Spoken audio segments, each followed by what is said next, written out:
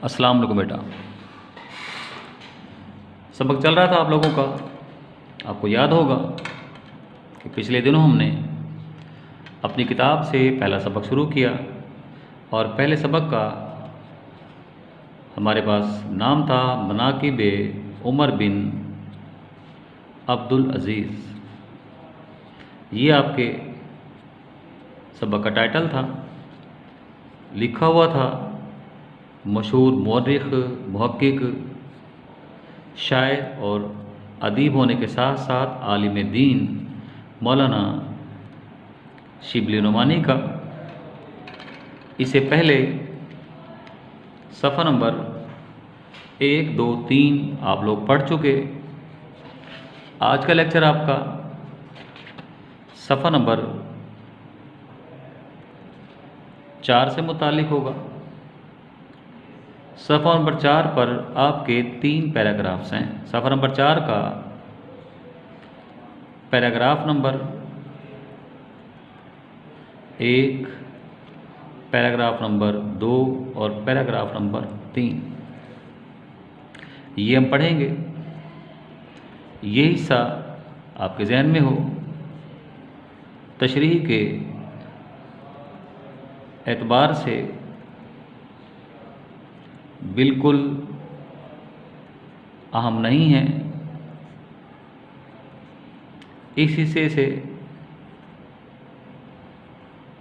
बहुत से मारूज़ी सवालात बन सकते हैं। हम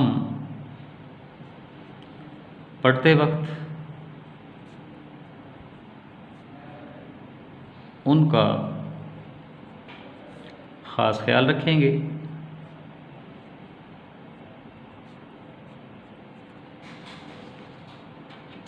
बढ़ते हैं सबक के अगले हिस्से की तरफ। आपको याद होगा कि पिछले हिस्से में मैं दोबारा बात शुरू करूँगा। मुसन्निफ़ ने बताया था कि सिर्फ मुल्की उमूर में नहीं बल्कि मुआशरत और ज़ाती ज़िंदगी में भी उमर बिन अब्दुल अज़ीज़ मुसावात और जमहूरियत का बहुत ख्याल रखते थे। जमहूरियत के लिए पैराग्राफ पे निशान लगा दिया गया, मुसावात के लिए पैराग्राफ पे निशान लगा दिया गया। मुल्की उमूर की मिसालें दो आ गईं। ज़ाती मुआशरत में उमर बिन अब्दुल अज़ीज़ मुसावात का किस तरह से ख्याल और लिहाज रखते थे, उसकी मिसाल आज के लेक्चर के इस पैराग्राफ में आप देख सकते हैं।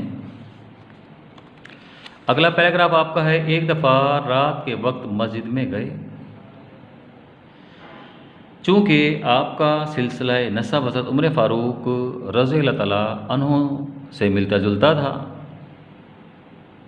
आपका मामूल था कि रात के वक्त भेष बदलते और शहर भर में गश्त करते कि कहीं कोई मुस्तहिक शख्स उनकी इमदाद से महरूम तो नहीं रह गया।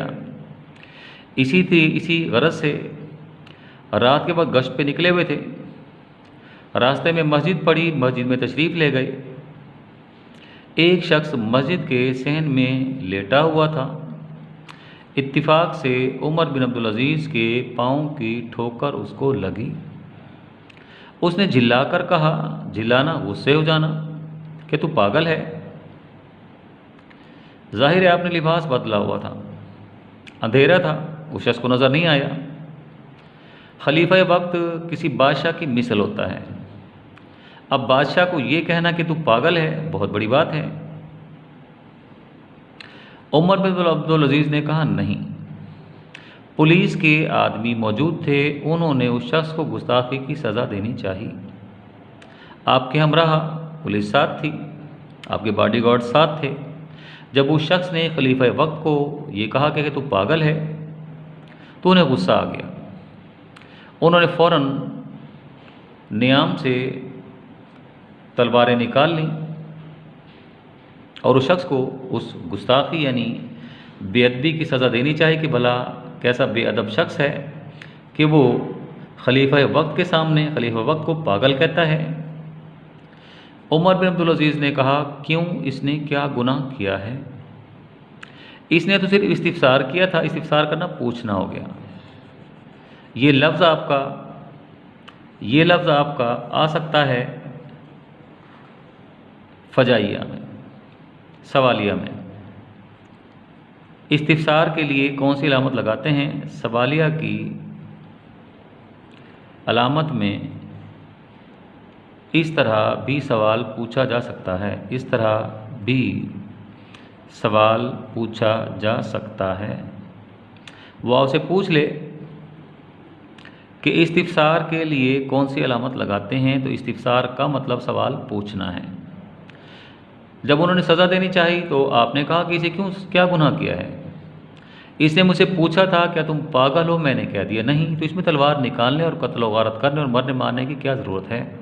मुराद क्या हुई कि ज़ाती ज़िंदगी में भी आप मुसावात का ख्याल रखते थे, सिर्फ मुल्की उमूर में नहीं। ये मिसाल हमारी यहाँ आ सकती है, रखते थे। आगे बढ़ते हैं। उमर बिन अब्दुल अजीज़ जब मरने लगे, गलत लफ्ज़ लिखा है, बड़ी शख्सियत हैं, उनके लिए लफ्ज़ मरना इस्तेमाल नहीं हो सकता। इंतकाल फरमाने लगे, विसाल होने लगा। जब आपके विसाल का वक्त करीब आया तो मुस्लिमा बिन अब्दुल मलिक ने कहा कि वसीयत कर जाइए। ये वही मुस्लिमा है जिसको मुकदमे में आपने शिकस्त दे दी थी, हरा दिया था। ये वही मुस्लिमा है जिसने, जो बनु उमैया का दस्तो बाजू समझा जाता था। जब आपके विसाल का वक्त करीब आया तो मुस्लिम आपके पास आ गया और आकर अर्ज़ की कि आपको वसीयत कर जाइए। वसीयत मरने वाले की आखिरी बात होती है। MCQ बनेगा। आपने फरमाया कि मेरे पास क्या है जिसकी वसीयत करूं? आपने फरमाया मेरे पास तो कोई है ही नहीं, जायदाद मेरे पास नहीं है, जागीर मैंने लोगों को तकसीम कर दी है, मेरे पास तो इतने पैसे भी मौजूद नहीं हैं, इतनी जागीर मौजूद नहीं है कि जिसके बारे में मैं वसीयत करूं। मुस्लिमा ने कहा, मैं अभी 1,00,000 दिनार भेजे देता हूं। MCQ बनेगा। जिसको चाहे इसमें से वसीयत कीजिए। इन पैसों में से जिसको आपका जी चाहे आप वसीयत फरमा दीजिए। आपने फरमाया इससे तो ये बेहतर है कि ये रकम जिन लोगों से वसूल की है, तूने लूटी है, ज़बरदस्ती छीनी है, उनको वापस दे दो। मुस्लिमा ये सुनकर बेख्तियार रो पड़े। मुस्लिमा को हैरत हुई कि कैसा मुतदय्यन और दीनदार आदमी है कि औलाद छोड़ के जा रहा है। औलाद में बेटे भी मौजूद हैं, बेटियां भी मौजूद हैं, अज़वाज भी मौजूद हैं। उसके बावजूद तकवा का ये आलम है कि मैंने 1,00,000 दिनार की पेशकश भी की मगर उसे ठुकरा दिया गया, ये कहकर कि जिन लोगों से ये रकम वसूल की है, अगर ये रकम उन लोगों को वापस दे दो तो शायद तुम्हारी आखिरत बेहतर हो सके। इख्तिताम की तरफ हम बढ़ते हैं। हज़रत उमर बिन अब्दुल अजीज़ के औसाफ हम पढ़ रहे हैं। उन औसाफ में से जो बुनियादी वस्फ़ जिसको फोकस किया गया, जिसके बारे में बात हो रही है, वो उनका अदल व इंसाफ है। आगे बढ़ते हैं। बताता है इस सिलसिले में ये अमर से मुराद बात हो गई। अमर बात बयान करने के काबिल है कि खुलफाए बनु उमैया की दौलतमंदी का ये हाल था कि जब हशाम बिन अब्दुल मलिक, मैं यहाँ लिख रहा हूँ, हशाम बिन अब्दुल मलिक 10वें उमवी खलीफा थे, जिनकी बाबत ये मशहूर है कि वो निहायत बखील और कंजूस खलीफा थे, मगर उनका वस्फ ये है कि उन्होंने बहुत से रफ़ाही काम सर अंजाम दिए। इसमें लफ्ज़ औलाद ज़कूर आएगा। औलाद ज़कूर अभी आगे पढ़ाऊँगा मैं आपको। से मुराद औलाद मुज़क्कर यानी बेटे हैं। बताते हैं मुसन्निफ़ कि उनकी दौलतमंदी का ये आलम था कि हिशाम बिन अब्दुल मलिक ने वफ़ात पाई तो तरके में से सिर्फ़ औलाद ज़कूर को, औलाद ज़कूर मैंने नीचे लिखा है अभी, सिर्फ़ बेटों को जिस कदर नकदी रकम फोकस किया जाएगा, नकदी रकम विरासत में मिली उसकी तादाद 1 करोड़ 10 लाख दीनार थी। MCQ बनेगा। अंदाज़ा लगा लें उनकी दौलतमंदी का। ये नकदी रकम की बात हो रही है। ज़मीनें अलग थीं, जायदादें अलग थीं, इमलाक अलग थीं, ज़मीनें अलग थीं। फिर सिर्फ बेटों को, अभी उनकी बेटियां भी थीं, उनकी अज़वाज भी थीं, उनकी अज़वाज और बेटियों को निकाल के उनके बेटों को, एक एक बेटे को जिस रकम मिली उसकी तादाद 1 करोड़ 10 लाख दीनार थी। लेकिन जब उमर बिन अब्दुल अज़ीज़ ने वफ़ात पाई तो कुल 17 दीनार छोड़े। आपका MCQ बनेगा।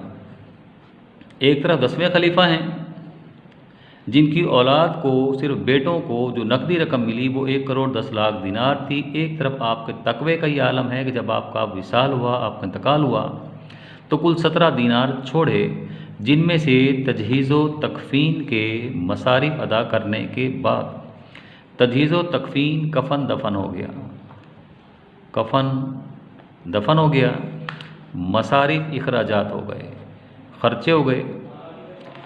जब फौत हुए कुल 17 दीनार थे।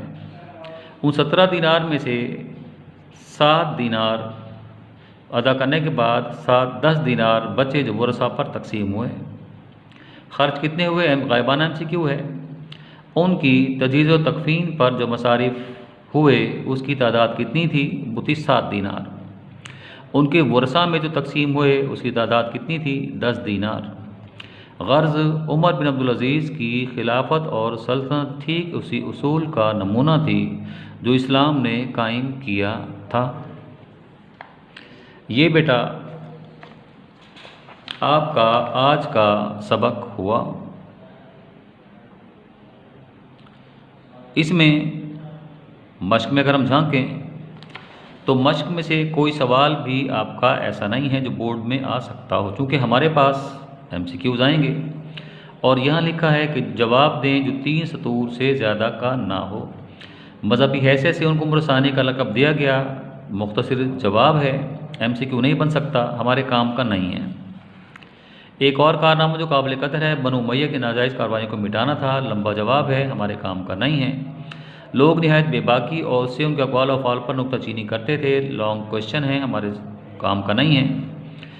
आपकी हुकूमत का असल असूल हुक्म मुसावात और जमहूरियत था, लंबा जवाब है, हमारे काम का नहीं है। मुहावरात हमारे पर्चे में नहीं आते, लिहाजा हम इसको भी नहीं देखेंगे। हाँ, ये खाली जगह दी हुई हैं, ये हमारे काम की हैं। उमर बिन अब्दुल अज़ीज़ मज़हब की मुजस्सम तस्वीर थे। ऑप्शन बे है। दो निहायत मुतदय्यन और रास्तबाज, मुतदय्यन और रास्तबाज, ये हमारा सवाल MCQ बन सकता है, इसे हम करेंगे। अमीरुल मोमिनीन में खुदा की तहरीर, कौन से खुदा की तहरीर? कुरान मजीद के मुताबिक फ़ैसला चाहता हूँ, हमारे काम का है, हुआ। उमर बिन अब्दुल अज़ीज़ ने जब वफ़ात पाई तो कुल 17 दीनार छोड़े, कुल 17,000। उमर बिन अब्दुल अज़ीज़ ने कहा कि मैं क़यामत के सिवा किसी और दिन से नहीं डरता, किसी और दिन से नहीं डरता। दिन हो गया। 3 पैराग्राफ यहाँ नीचे अहम दिए हुए हैं। उनका एक और कारनामा जो निहायत काबिल कदर है, मैंने निशान पहले लगवा दिया है। ये बनु उमैया के दफ्तर अमाल में बर्बाद करने वाला वाक़या, ये मैंने निशान लगवा दिया है। ये आपको निशान लगवाया जा चुका है। 3 पैराग्राफ्स हैं। पैराग्राफ से हम लोग रुके हैं, ठहरे हैं, हमने बहस की है, हमने बात की है, फिर हम आगे बढ़े हैं। तो ये बेटा बफ़ज़्ल ताला हमारा आज का पहला सबक मुकम्मल हुआ। अब इस तरह से हमने सेकंड ईयर के 2 असबाक पढ़ लिए, ख़तूत नवीसी पढ़ ली और साथ ही हमने रमूज़ व औक़ाफ़ पढ़ लिए। कल फिर अगले लेक्चर में इंशाअल्लाह अज़ीज़ नई बहस के साथ, नए लेक्चर के साथ आप लोगों की खिदमत में फिर हाज़िर होंगे। तब तक के लिए मुझे इजाज़त दीजिए। अल्लाह हाफ़िज़।